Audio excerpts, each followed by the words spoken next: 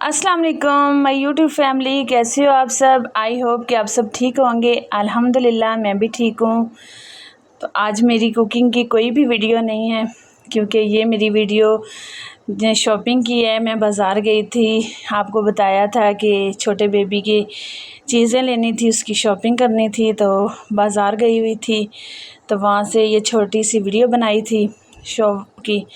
तो ये भाई बहुत अच्छे हैं हमारे, इनसे काफ़ी फैमिली रिलेशन है, तो बहुत अच्छे हैं ये और बहुत अच्छी प्राइस में हर चीज़ देते हैं। तो इधर से शहज़ादे की चीज़ें ली थी और सोचा कि आपके साथ भी शेयर कर दूं। तो आज मैंने कुकिंग की कोई भी वीडियो नहीं लगाई, बल्कि आज मैं घर में बैठ के लहसुन छील रही हूँ, क्योंकि मैं ना लहसुन छील के रख लेती हूँ, तो फिर लहसुन और अदरक को पीस के उसमें थोड़ा सा नमक डालती हूँ, थोड़ा सा घी डाल के तो उसे पीस लेती हूँ। तो फिर किसी भी जार में ना उसे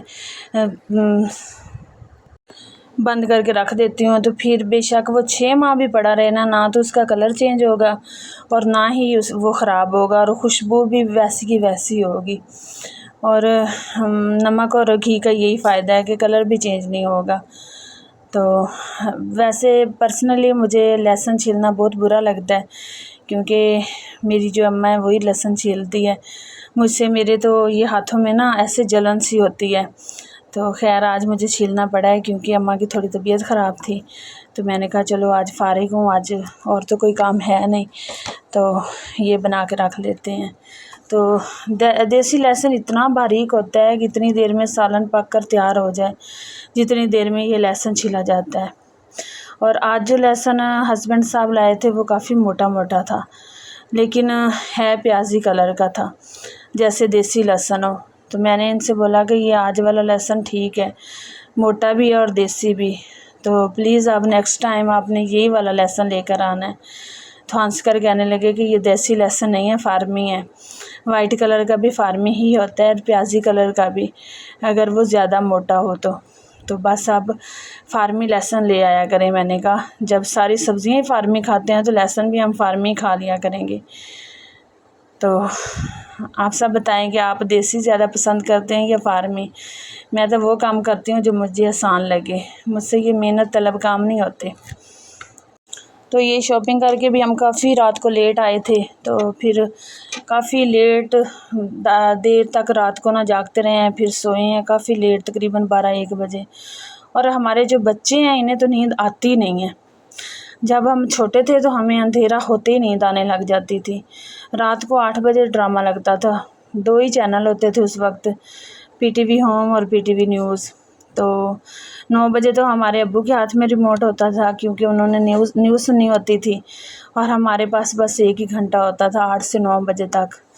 और हम रात को 8 बजे ड्रामा लगता तो बड़ी मुश्किल से 1 घंटे का ड्रामा देखना, बाज़ औक़ात तो ड्रामा देखते देखते ही सो जाते थे। और आजकल के बच्चे, इन्हें सारी रात सोने के लिए नहीं कहो ना तो ये नहीं सोएंगे। तो नहीं तो नेक्स्ट डे स्कूल से छुट्टी हो, फिर तो ये 12 बजे तक ऐसे फ्रेश होते हैं जैसे ये रात के नहीं दिन के 12 बज रहे हैं। लेकिन जब स्कूल जाना होता है तो फिर तो मैं जल्दी सुला देती हूँ, लेकिन जब तक जल्दी सोने की रूटीन सीधी होती है फिर से स्कूल की छुट्टियाँ हो जाती हैं और रूटीन ख़राब हो जाती है। तो आजकल ये सिलसिला सही चला हुआ है कि जुम्मा, हफ्ता और इतवार को छुट्टी, तो 3 दिन स्कूल जाना और 3 दिन की छुट्टी है। तो अब कह तो रहे हैं कि ये लास्ट है, बाद में रूटीन वाइज ही है, मतलब सोमवार से हफ्ता तक पता चलेगा। अब जब जुम्मा आएगा तो क्या करते हैं। और हम बच्चों को वैसे भी कोई बात करें ना तो अभी नहीं, हमारी बातें बहुत बुरी लगती हैं। तो ये एहसास तो खैर इन्हें बाद में होगा, हमें भी बाद में हुआ है।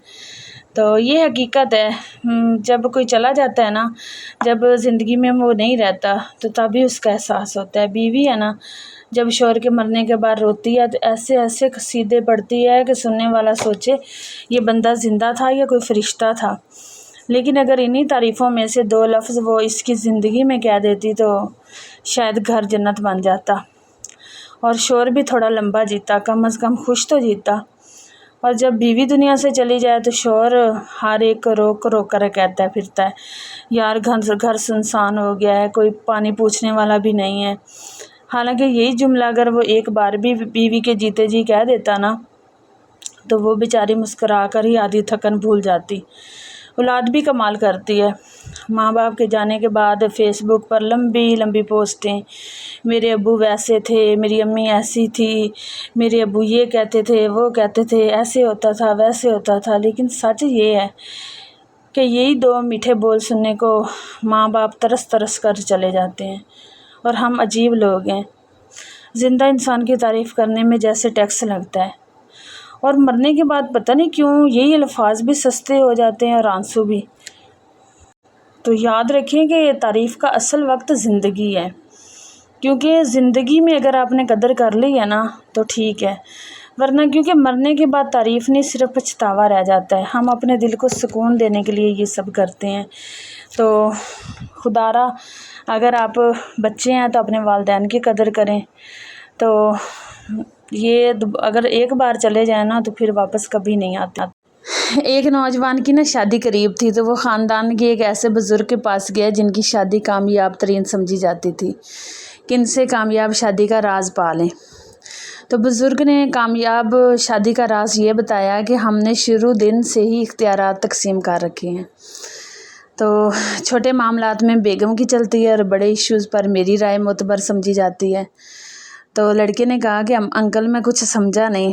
تو انکل نے کہا مطلب یہ کہ گھر کا سودا سلف، چیزوں کی ترتیب، گارڈن میں پھولوں کا رنگ، وہ کیا پہنے گی، میں کیا پہنوں گا، بچے کیا پہنیں گے، گھر کے سارے اندر باہر کے کام، کہاں کھانا کب کھانا ہے، میری سیلری کہاں خرچ ہوگی، کس کے ساتھ نبھا کے رکھنا ہے، کس پڑوسی کے ساتھ بگاڑ کر رکھنا ہے، گھومنے کب اور کس جگہ جانا ہے، یہاں تک کہ ٹیلی ویژن پر کیا دیکھنا ہے، یہ سب فیصلے بیگم کرتی ہے اور اسی کی ہی چلتی ہے۔ اور انکل پھر آپ کی رائے کیا ہے؟ لڑکے نے کہا بیٹا امریکہ اور چین کے تعلقات، آخری عالمی جنگ، پٹرول مہنگا ہونے کے دنیا پر اثرات، موسمی تبدیلی، تو روس یوکرائن جنگ، امریکہ ایران جنگ وغیرہ جیسے بڑے امور پر میری رائے معتبر سمجھی جاتی ہے۔ تو میں بس ایسے ایشوز پر ہی رائے دینے کا مجاز ہوں۔ تو یہی میری کامیاب زندگی کا راز ہے۔ تو لڑکا بہت ہنسا اور تو اس سے ثابت ہوا کہ عورتوں کو اس کی زندگی جینے کا حق دینا چاہیے۔ تو اینڈ پہ آج کی سب سے اچھی بات کہ درخت کی ٹہنیاں کاٹ دو تو دوبارہ ہو جائیں گی، دوسری طرف ہاتھ کی انگلی کٹ جائے تو دوبارہ نہیں آئے گی، لیکن جگر ہمارے جسم کا وہ واحد عضو ہے جس کا کچھ حصہ کٹ جائے تو دوبارہ ہو جائے گا۔ تو کون ہے جس کی قدرت کے یہ سب رنگ ہیں؟ بے شک وہ میرا اللہ ہی ہے۔ تو کیسی لگی میری آج کی ویڈیو؟ اچھی لگی تو پلیز میرے چینل کو لائک، سبسکرائب اور شیئر ضرور کیجئے، اور مجھے دعاؤں میں یاد رکھیے۔ اللہ حافظ، ملتے ہیں اگلی ویڈیو میں۔ تو پلیز میری ویڈیو کو شیئر ضرور کیجیے اور پیارا سا کمنٹ ضرور کیجیے۔